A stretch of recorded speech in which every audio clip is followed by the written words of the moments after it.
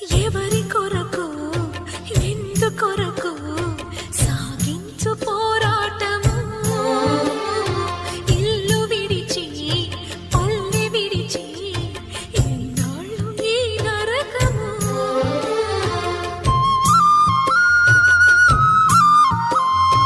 గుండెలో బాధలను దాచుకోవాలి నా పోరు బాటలో నీ తోడు కావాలి పల్లెనే ఇల్లుగా నువ్వు చూసుకోవాలి పంచాది నిర్మలకు చెల్లెవనిపించాలి.